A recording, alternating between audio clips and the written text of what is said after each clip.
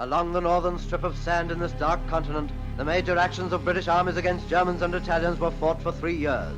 The dark shaded portion is the French African Empire. The fall of France had left us standing alone here too, and a tiny desert army under General Wavell stood between the Axis and Suez, ill-equipped and outnumbered. The African theater of operations in World War II is often overlooked by historians. Not only are the battles that took place in this territory downplayed, but there's also the idea that it was a less brutal scenario where no atrocities were committed. But these opinions are incorrect. While they don't compare to the brutalities endured in Europe and Asia, refugees and African natives, both civilians and military, were also forced to face very harsh conditions, which led to the death of many. Surprisingly, it wasn't just the Axis troops who committed these crimes. Today, in this new episode of Military History, we'll tell you all about Africa's suffering during World War II. Even long before the conflict began, the African continent was a turbulent territory. By the late 19th century, the major European powers had conquered most regions, overthrowing the existing governments to establish their colonies. Northern Africa, for example, was almost entirely under French control, but the United Kingdom, Italy, Germany, among others, also held power there. By the 1920s, only 2 countries on the continent had not been colonized. In the countries under German control, a precursor to what would become the Holocaust in Europe was witnessed. After fierce battles against native tribes resulting in the deaths of both settlers and locals, the German Empire's army arrived in force to establish order. Thousands of Africans were massacred by the superior weaponry of the conquerors. The remaining were relocated to concentration camps, where they were subjected to forced labor, including women and children. But in some cases, the motive behind these tasks was even more sinister. In the worst of these camps, the conditions were so brutal that the mortality rate among prisoners reached 90%. The Germans sought to exterminate the population through such labor, such as building infrastructure or exhausting agricultural tasks. Captives were frequently denied water and food, whipped for the slightest infraction, and sometimes even executed on the spot at the whim of overseers.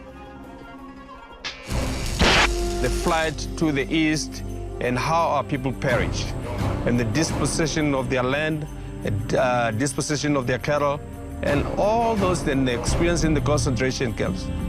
My grandmother's mother were captured by the Germans and sent to Lutretz, Chak Island, in concentration camps. And from there, they worked as slave labor. Some of them died, and the few who survived, basically, that's why I'm here today.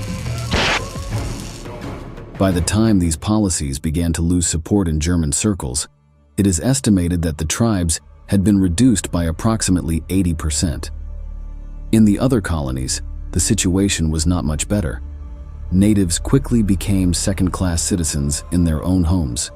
The European powers did not hesitate to implement racist and Islamophobic policies, such as segregation. There were even some anti-Semitic regulations. Nevertheless, in the 1930s, many French Jews fled to these territories, anticipating the outbreak of war. There was also a large immigration of political refugees, such as Spanish Republicans who escaped after their defeat in the civil war of that country.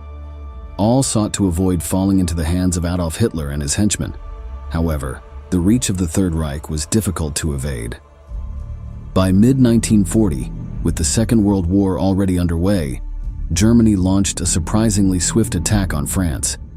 In just 6 weeks, the country had fallen. Many African soldiers fought in these battles, referred to as the tirailleurs, or Senegalese sharpshooters, although they came from all over the continent.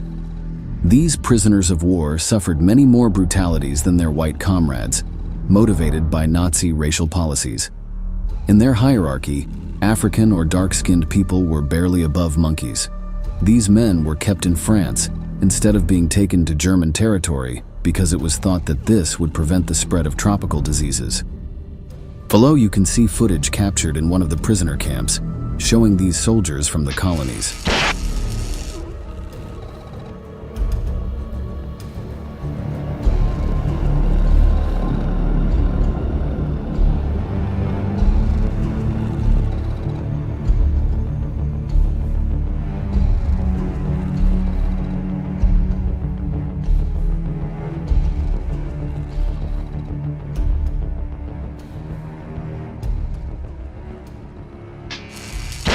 While some of the people in the video smile at the camera, they would soon realize there was no reason to do so. Often, after being captured, they were separated from the internment camps and taken to mass graves where they were massacred. More than 3,000 prisoners were summarily executed by the Nazi invaders. The defeated French government went into exile in England, and in its place, the Nazis imposed the puppet state of Vichy France. In one fell swoop, all their colonies fell into German hands. The new leaders wasted no time in enforcing their anti-Semitic policies in these territories. Just as in Europe, the Jewish population saw their businesses and possessions transferred to Germany or its collaborators. If they held French citizenship, they were also stripped of it. The same happened in Italian colonies, such as Libya or the recently conquered Ethiopia. Thus, these individuals became victims of the fascist policies from which they had sought to escape with such longing. While extermination camps were not established in Africa as they were in Europe, forced labor camps were indeed set up. The Jewish population in the colonies, along with the black and Muslim populations, was deported there and forced to perform these tasks under dreadful conditions. During the day, the heat was devastating, and at night, the abrupt drops in temperature caused a large number of deaths due to exposure to the weather. Hunger was commonplace, as it was not a concern of the jailers that their prisoners were well fed. These brutal circumstances led to the detained individuals in these camps also facing epidemics of diseases such as typhus and malaria. To make matters worse, there are even records of deaths from scorpion stings or bites from venomous snakes. Unfortunately, these inhospitable places claimed thousands of lives at a rapid pace. The Axis forces saw Africa and the slave labor that came from there as vital to their war effort. One of their projects was the creation of a railway that would stretch from Senegal in the west of the continent to the coastal cities of Algeria in the north. This would connect the Atlantic Ocean with the Mediterranean. Through this endeavor, they would have a fast way to supply equipment and troops to both fronts. Additionally, it would facilitate the exploitation of natural resources throughout this entire area, mainly coal. Thousands of prisoners were transported to the Sahara to build the railway tracks. As was the case in concentration camps, hunger and torture were common practices. Due to the terrible working conditions and brutal punishments, hundreds died. But the worst part was that it all turned out to be in vain. The railway never progressed, and a few years later, the Germans abandoned their plan. With the fall of France and the transfer of its colonies, the Nazis began to revive another of their perverse ideas. Even before the outbreak of the war, some German leaders had proposed a solution to the Jewish problem. In this plan, the island of Madagascar was key, which had been under French dominion since the late 19th century. As early as 1938, 2 years before the invasion of France, Hermann Göring, head of the German Air Force, proposed to Hitler forcibly transferring the entire German Jewish population to the island. The settlers living there would be relocated and even compensated. The native communities, of course, would not be. Göring even proposed covering the expenses of the operation by using the properties and possessions that would be expropriated from the Jews, so it would have no material cost to the Reich. They could have their own government, but always under the watchful eye of Germany, and they would only be allowed to work in agriculture. Hitler was intrigued by the idea, but he knew that the conditions at that time were not suitable. France would never agree to cede the island, and taking Madagascar by force would accelerate the beginning of a war that he was not yet ready to start. The situation changed after the French surrender in 1940. Now, with total access to the colony, the Madagascar plan was proposed again, and this time, Hitler gave it the green light. Although it might seem like a less cruel idea than imprisoning the Jewish population in concentration camps, the reality was that moving them there was condemning them to a slow death. At that time, Madagascar did not have the infrastructure to accommodate the 4 million people that made up the German Jewish population. The island barely had any healthcare infrastructure, which meant that epidemic diseases like yellow fever, fueled by the tropical climate, would spread very easily. Even if the Germans had allowed them to form a government, it would be entirely controlled by them. They would not be able to negotiate or communicate with any other country without Nazi approval first. The idea basically consisted of slowly eliminating them through hunger and disease in the largest concentration camp in the world, as recounted by a historian below. Madagascar was completely unsuitable for European settlement, and if the Madagascar plan, as it was projected in 1940, had been put into practice, the people sent to Madagascar, be it Jews or others, would have died in droves immediately, because you cannot send 3,000 people a day to an island where there is more or less nothing. There was no food, no housing, no infrastructure. There was nowhere to live, no option to survive. So the Madagascar plan, if it would have been realized, was, so to speak, an alternative of place for killing the people, and an alternative maybe of the methods of killing them, but they wouldn't have survived there either. Despite all the difficulties involved in Göring's idea, Hitler intended to proceed with the project, but to carry out this plan, Germany first had to defeat the British Navy. This way, they could transfer the prisoners without difficulties. Some even proposed using captured British ships for this purpose. However, this never happened, partly because the Nazis never gained the maritime superiority needed. Furthermore, the war had dragged on longer than expected, so the resources for carrying out this massive transport had to be used on other fronts. Hitler was forced to abandon the operation and continue using European concentration camps. Although this operation was never carried out, it should not be forgotten that there were other centers of this kind operating within African territory. By 1940, the Allies and the Axis were engaged in fierce battles in the north of the continent. Cities changed hands constantly, while the population suffered. The British and Free French seemed to have the upper hand against the disorganized Italians until the German High Command sent the famous Erwin Rommel to lead their forces. The general quickly organized Mussolini's soldiers, reinforcing them with his own men, and thus achieved great victories in the deserts of Africa. Thanks to his leadership, the Allied victory seemed postponed. By 1942, the war in this theater of operations was being fought in offensives and counteroffensives without a decisive result. Rommel acquired, after the war, a reputation for being a noble person, obliged by honor to fight for a regime with which he did not share ideology. However, this was not reflected in the countries under his control. While Allied prisoners of war received decent treatment, local Jews, on the other hand, were persecuted, arrested, and transferred to forced labor camps. In Tunisia, for example, approximately 5,000 Jews were imprisoned and forced to perform forced labor in about 40 camps. If the German general had any reservations about his directives, they were not reflected in his actions. Other camps were also built in countries like Libya, Morocco, and Algeria. In all of them, the story was the same.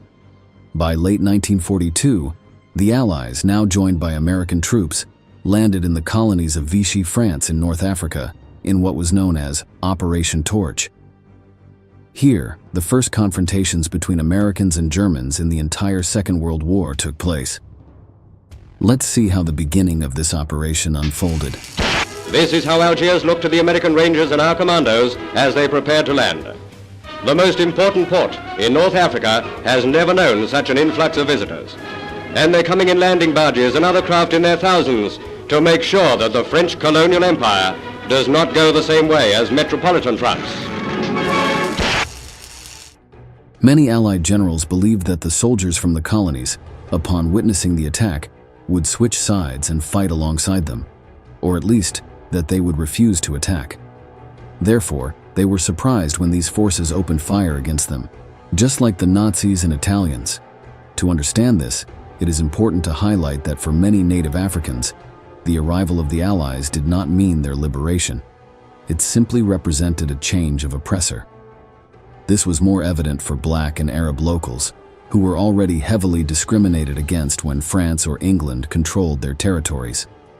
Their conditions did not improve when Axis troops took control, but for many, they did not significantly worsen either, at least not for the non-Jewish population. From the Allied landings, the war in North Africa began to tilt in their favor. The German troops, worn out, could no longer withstand the advance of their enemies. Some cities were reconquered, while others, under the command of Vichy France, betrayed the Nazis and changed sides. For many Africans, however, their situation did not change. They were still forced to fight in a war that, to some extent, was alien to them.